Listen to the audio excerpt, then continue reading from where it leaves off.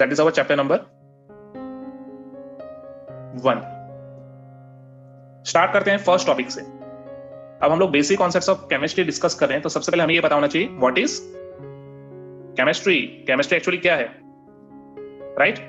ये वो ब्रांच है जो स्टडी करेगी किसी भी सब्सटेंस के कंपोजिशन को, प्रॉपर्टीज को, राइट? तो we can write it study the composition, ठीक है ना, properties, structures and interaction of matter, ठीक है? अब मैंने जब मैटर लिखा, इसका मतलब इसमें सारे स्टेट्स आ गए, सॉलिड, लिक्विड एंड गैस, ठीक है? तो chemistry is a branch of science which studies the composition, properties, structures and interaction of matters, ठीक है? अब केमिस्ट्री की इंपॉर्टेंस क्या है, कौन कौन से फील्ड में इसका यूज कर रहे हैं हम लोग? फर्स्ट, मैं एक साथ काफी सारे केमिकल्स कंसीडर कर लेता हूं, जैसे कि हम लोग इसकी हेल्प से क्या यूज कर सकते हैं? Fertilizers, right? Then drugs, right? Soaps, detergents, ठीक है? पॉलीमर्स, एलॉयज, ठीक है? काफी सारी चीजों के मैन्युफैक्चरिंग में इसका यूज कर सकते हैं, इसका नॉलेज यूज कर सकते हैं। सेकेंड, और कहां यूज हो सकता है? फूड, ठीक है ना? Food and health care. पता है हमें कई सारे ऐसे प्रिजर्वेटिव्स बनाने पड़ते हैं जो हम लोग फूड में यूज करते हैं, जिससे हमारा फूड काफी टाइम तक यूज कर सकते हैं हम लोग, है ना? प्रिजर्वेटिव्स आता है, एंटीऑक्सीडेंट्स आते हैं, स्टेबलाइजर्स आता है, ये सब केमिकल्स ही हैं, फूड में यूज कर सकते हैं। हेल्थ केयर का तो पता ही है, जैसे फार्मेसी हमने बात की, ठीक है? उसके अलावा जैसे कि हम लोग अगर बात करें फार्मिंग में, तो हम लोग क्या बना सकते हैं? वी कैन यूज पेस्टिसाइड्स,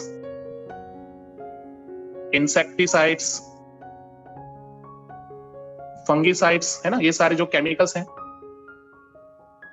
इनमें हम लोग यूज कर सकते हैं इसका नॉलेज, राइट? उसके अलावा एक हमारे एनसीईआरटी में इंपॉर्टेंस दिया हुआ है, वो मैं मेंशन कर देता हूं कि कुछ ऐसे ड्रग्स का मैन्युफैक्चरिंग किया गया था केमिस्ट्री की नॉलेज से। जैसे कि एक ड्रग है सिस्प्लैटिन, ये एमसीक्यूज में पूछा जा सकता है, ठीक है? सिस्प्लैटिन। एंड दूसरा ड्रग है टैक्सोल, ठीक है? ये याद रखना है। ये कहां होता है? It is used for the cancer treatment of, ठीक है? कैंसर के ट्रीटमेंट में इस ड्रग का यूज होता है। तो ये इंपॉर्टेंस है केमिस्ट्री का, ठीक है? और स्पेशली ये मेंशन किया है बुक में, तो मैंने ये मेंशन कर दिया, ये हमें याद रखना है, ठीक है? Cisplatin and taxol. सिमिलरली एक और ड्रग जो है, इसका भी मेंशन किया हुआ है एनसीईआरटी में, दैट इज AZT, ठीक है? ये एक ऐसा ड्रग है जो यूज होता है फॉर द एड्स, ठीक है? एड्स के ट्रीटमेंट में, एजिडोथाइमिडीन, ठीक है? ये जो ड्रग है, ये कहां यूज होता है? फॉर एड्स विक्टिम्स, इनके ट्रीटमेंट में यूज होता है, ठीक है? उसके अलावा जैसा कि मैंने बताया था, हम केमिस्ट्री की हेल्प से क्या क्या प्रिपेयर कर सकते हैं? ऑप्टिकल फाइबर्स, ठीक है? फिर पॉलीमर्स, पॉलीमर्स तो मैंने ऐसे भी मेंशन किया था, बट स्पेशल टाइप के पॉलीमर्स हम लोग बना सकते हैं, जैसे कि कंडक्टिंग पॉलीमर्स, सुपर कंडक्टर्स, ठीक है? सुपर कंडक्टर्स जो हैं, ऐसे सिरामिक्स हम लोग बना सकते हैं bye the knowledge of chemistry, ठीक है? तो हम लोग डिफरेंट टाइप के मटेरियल्स को यहाँ पे प्रिपेयर कर सकते हैं। उसके अलावा लास्ट एक और पॉइंट हम लोग मेंशन कर लेते हैं कि हम लोग एनवायरमेंट के लिए जो फ्रेंडली केमिकल्स होते हैं, eco friendly chemicals, that can also be prepared by the knowledge of chemistry, ठीक है? एनवायरमेंट फ्रेंडली केमिकल्स हम लोग प्रिपेयर कर सकते हैं। जैसे कि हमें पता है कि क्लोरोफ्लोरोकार्बन, CFC, जिससे एनवायरमेंट में पॉल्यूशन हो रहा था, पता है ना? ओजोन लेयर डिप्लीशन होता था, तो CFC को हमने बंद कर दिया यूज करना। उसकी जगह हम लोग आजकल यूज करते हैं HFC। यहां पे मैं मेंशन कर देता हूं एग्जांपल के लिए, HFC 134A, ये कंपाउंड है, ये होता है used instead of CFC, right, chlorofluorocarbon की जगह हम लोग HFC यूज कर रहे हैं। तो ये सारी जो नॉलेज है ये बिकॉज ऑफ केमिस्ट्री, तो ये इसकी इंपॉर्टेंस होगी। ओके, नाउ अब हम लोग आ जाते हैं हमारा अगला topic, that is matter. Yes, matter क्या था? Anything which occupies space and has mass and volume, ठीक है, दैट इज मैटर। ओके, अब मैटर को हम लोग क्लासिफाई करेंगे। अगर हम दो ब्रॉड कैटेगरीज में मैटर को क्लासिफाई करें तो वो दो कैटेगरी कौन सी होंगी? पहला classification on the basis of state, और दूसरा क्लासिफिकेशन क्या होगा? On the basis of composition, ठीक है। यस, स्टेट और कंपोजिशन के हिसाब से हम लोग क्लासिफाई कर सकते हैं मैटर को। ओके, स्टेट के हिसाब से कौन से टाइप्स होंगे? Solid, liquid and gas. Correct. तो स्टेट के हिसाब से तो हमारे 3 टाइप हो गए, ठीक है। पहला सॉलिड, दूसरा liquid, and third one is gas. Composition के हिसाब से क्लासिफाई करें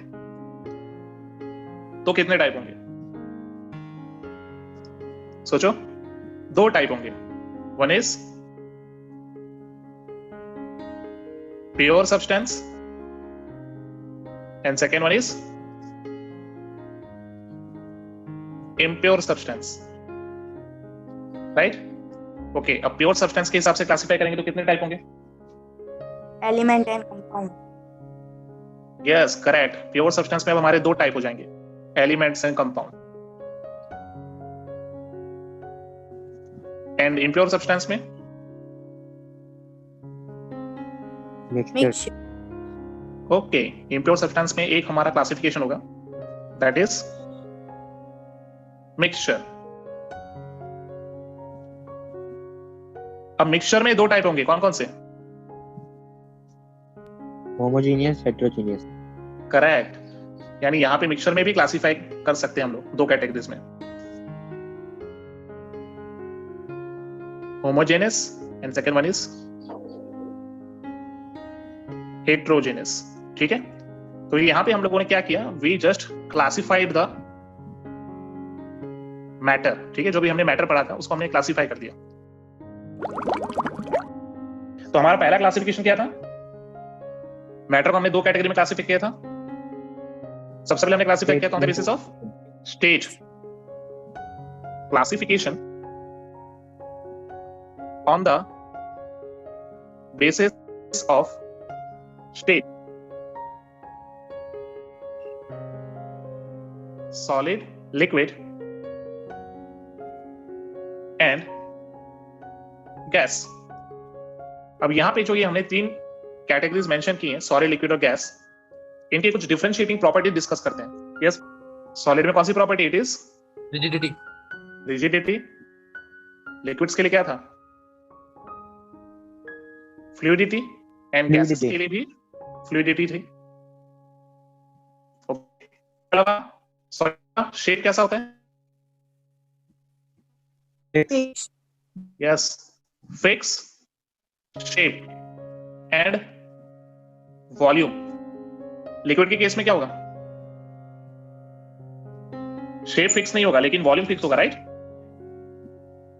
no fix shape but fixed volume. और गैसेस में nothing is fixed. Yes, shape and volume are not fixed. Okay, उसके अलावा और कोई property? Tightly packed. Yes, closely packed. और यहां पे लिक्विड के लिए Loosely packed. Loosely packed. और गैसेस के लिए क्या लिख सकते हो? Particles are free, right.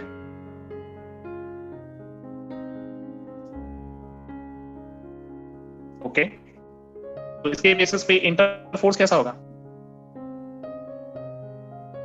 High High. maximum. High intermolecular force, ठीक है। लिक्विड के केस में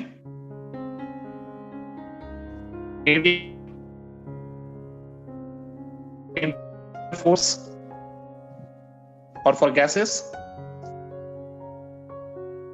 least intermolecular forces.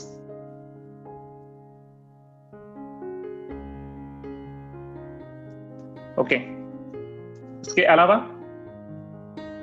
In terms of kinetic energy, Least kinetic energy. Yes, kinetic energy जो होती है मोशन से आती है। पार्टिकल जितना ज्यादा मूव करेंगे उतना ज्यादा काइनेटिक एनर्जी आएगा। अब जैसा कि हम देख ही रहे हैं कि यहाँ पे सॉलिड के केस में पार्टिकल्स जो है क्लोजली पैक है, यानी सॉलिड में मिनिमम काइनेटिक एनर्जी, ठीक है। और काइनेटिक एनर्जी के साथ यहाँ पे एक और वर्ड जुड़ेगा जिसे बोलते हैं minimum thermal motion. Thermal motion एक ऐसी प्रॉपर्टी है ना जो पार्टिकल्स के मूवमेंट से क्रिएट होती है। जिसमें थर्मल मोशन ज्यादा होगा वो गैस होगा, ठीक है। तो काइनेटिक एनर्जी मिनिमम है, इसलिए थर्मल मोशन भी minimum.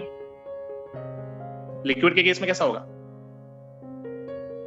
Medium kinetic energy, right. Kinetic energy comparatively ज्यादा होगा, इसलिए मैं ये भी मेंशन कर सकता हूं कि मीडियम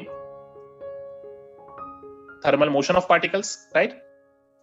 और गैसेस के केस में पार्टिकल्स फ्रीली मूव कर सकते हैं, इसलिए maximum kinetic energy, highest thermal motion. Okay